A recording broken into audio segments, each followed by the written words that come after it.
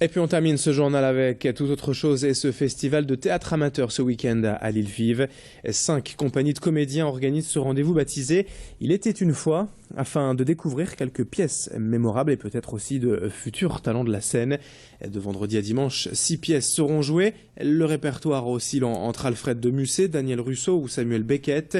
Et parmi ces comédiens, nous avons rencontré hier la troupe Grain de Sable, 8 étudiants de l'université de Lille 3 qui jouent ensemble depuis plusieurs mois et qui ont décidé d'adapter la pièce de la chute de Babylone de Bernard-Marie Coltès. Rendez-vous salle Alain Colas, samedi à 16h, FIV donc pour les voir. L'entrée est à 5 € et sachez que tous les bénéfices seront reversés à 2 EHPAD de Lille. Présentation avec l'une des responsables de la troupe au micro de Fanny Bourdillon.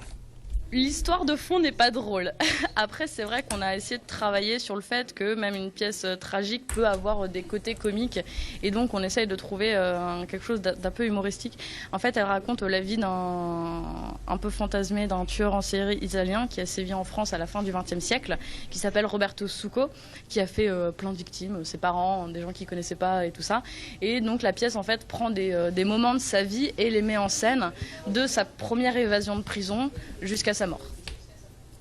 Rendez-vous donc ce week-end, salle Alain Colas, dès vendredi après-midi et samedi et dimanche également pour ce festival de théâtre amateur. Il était une fois.